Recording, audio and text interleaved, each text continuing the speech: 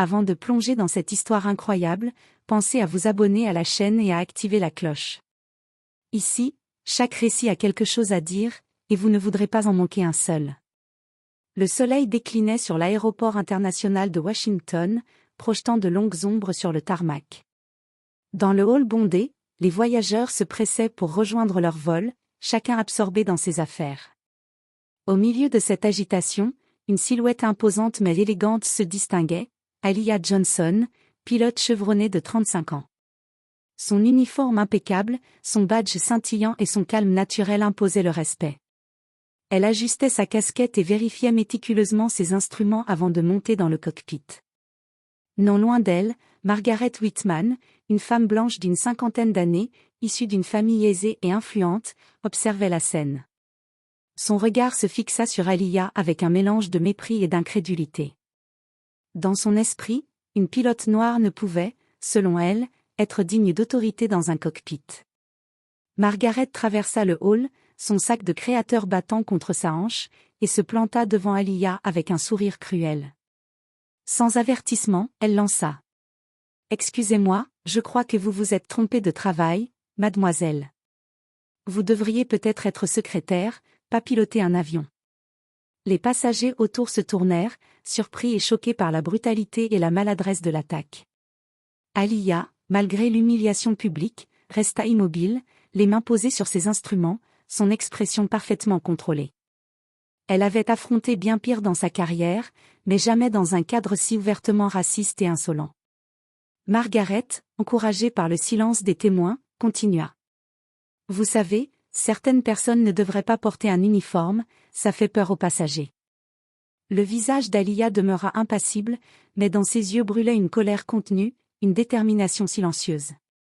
Elle savait que ce moment ne serait pas oublié, et que chaque geste, chaque mot de Margaret serait enregistré dans sa mémoire et dans celle des témoins. Elle avait les moyens de riposter, et pas seulement verbalement. Alors que l'avion était sur le point de décoller, le destin commençait à tisser un retournement inattendu. Margaret venait de provoquer une femme dont la dignité et la puissance dépassaient de loin son arrogance et son privilège. L'avion était prêt à décoller, les moteurs ronronnant doucement. À l'intérieur du cockpit, Aaliyah Johnson vérifiait une dernière fois les instruments.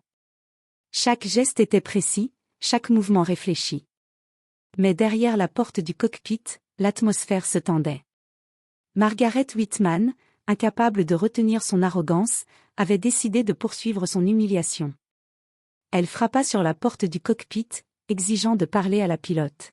« Je ne peux pas croire que vous laissiez une personne comme vous piloter un avion », lança Margaret, sa voix résonnant dans le hall. Aaliyah prit une profonde inspiration.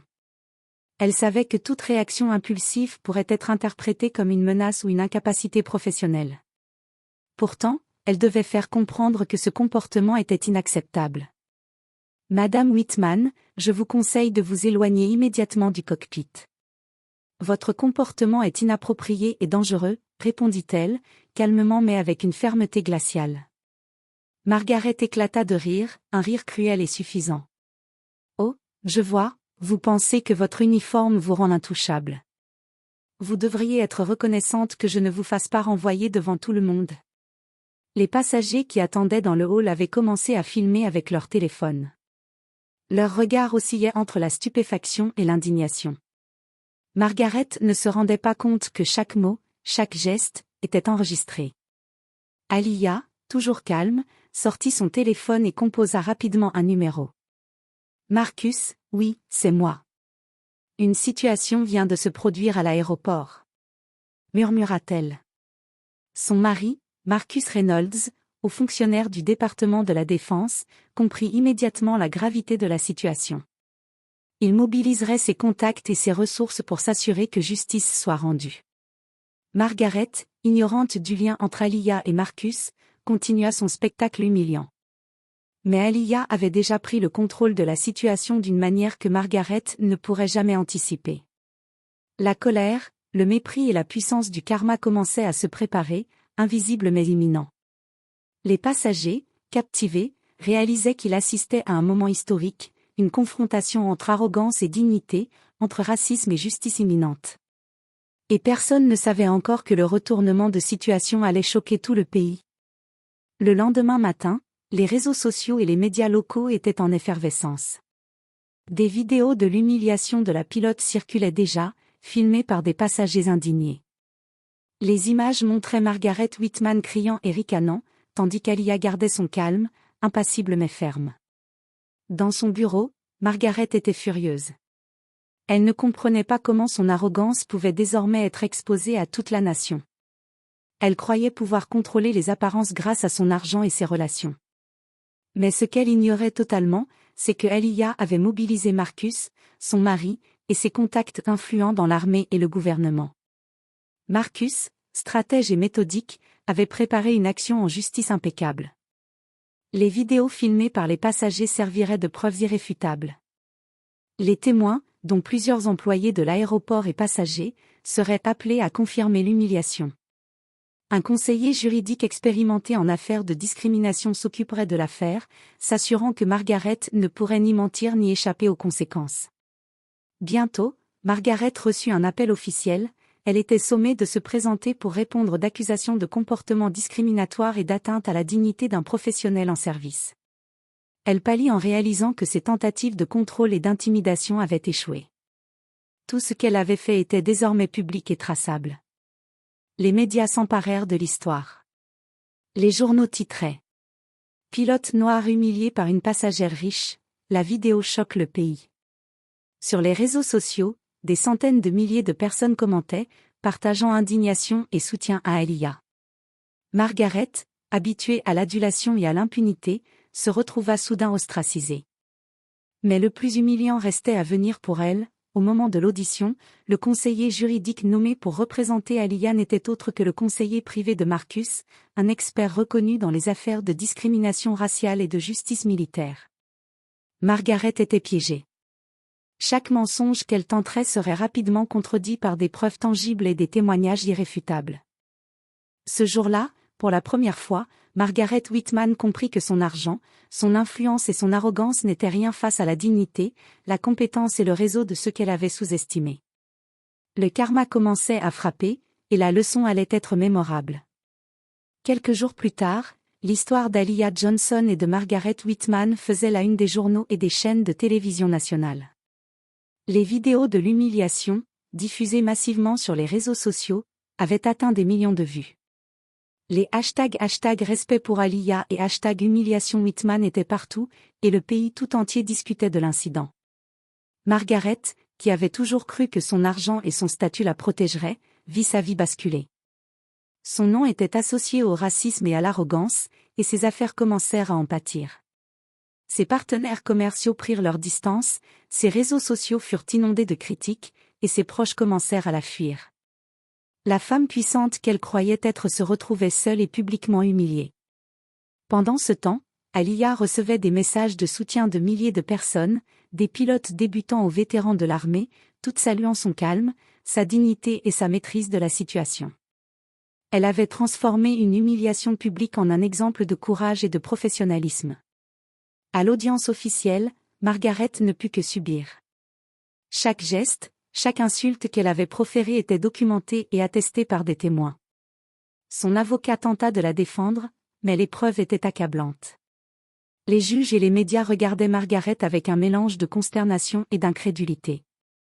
Quand la décision fut annoncée, elle fut nette et sans appel, interdiction de voyage immédiate pour tous les vols commerciaux, lourde amende pour comportement discriminatoire, et inscription permanente de l'incident dans les dossiers publics. Margaret avait perdu tout contrôle sur la situation, et son nom resterait à jamais associé à cette humiliation. Alia, quant à elle, sortit renforcée de cette épreuve. Sa carrière fut saluée comme un exemple de professionnalisme et de force face au racisme. L'histoire avait choqué les États-Unis, mais elle avait également ouvert un débat national sur le respect, l'égalité et la dignité dans les espaces publics. Pour la première fois, Margaret comprit que certaines actions ont des conséquences immédiates et irréversibles.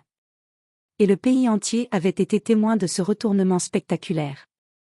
Quelques semaines après l'incident, Margaret Whitman essayait de reprendre une vie normale, mais partout où elle allait, son nom et son comportement étaient déjà connus. Les invitations sociales s'étaient arrêtées, les contrats professionnels avaient été annulés, et même ses amis influents prenaient leur distance. Chaque tentative de normalité se heurtait au souvenir de sa propre arrogance. De son côté, Aliyah Johnson continuait sa carrière avec succès, mais elle ne se contenta pas de laisser Margaret subir les conséquences. Elle fit un discours public à l'aviation civile, soulignant l'importance du respect, de l'égalité et de la dignité pour tous les professionnels, peu importe leur couleur de peau. Ce discours fut diffusé dans tout le pays et devint viral. Puis vint un moment décisif. Margaret essaya de voler à nouveau depuis l'aéroport où tout avait commencé. Mais son nom était désormais inscrit sur la liste noire des passagers indésirables. Les agents de sécurité, prévenus de son comportement, l'empêchèrent d'embarquer. Humiliée devant tous les voyageurs, Margaret comprit que sa réputation n'était pas seulement ruinée dans les médias, mais également dans le monde réel. Aliyah, informée de la situation par des collègues et des passagers, resta silencieuse, mais la satisfaction dans ses yeux était évidente. Le karma avait frappé avec une précision implacable, Margaret était tombée exactement là où sa haine et son arrogance l'avaient conduite. La communauté nationale célébra le courage et le professionnalisme de Aliyah. Des organisations et des associations antidiscrimination la reconnurent officiellement, et elle devint un symbole de dignité, d'égalité et de justice. Margaret Whitman, quant à elle, apprit trop tard que l'arrogance et le racisme ont des conséquences irréversibles. Elle était ruinée socialement, professionnellement et moralement, et son nom serait à jamais lié à l'humiliation qu'elle avait infligée. Dans les rues, dans les médias et sur les réseaux sociaux, une leçon claire s'imposa. Sous-estimer quelqu'un à cause de sa couleur de peau ou de son statut est non seulement injuste, mais souvent destructeur pour celui qui croit être au-dessus des autres. Et ainsi, l'histoire d'Aliyah Johnson devint légendaire, non pas seulement pour l'humiliation infligée à Margaret Whitman, mais pour la force, la dignité et la justice qu'elle incarnait face à la haine.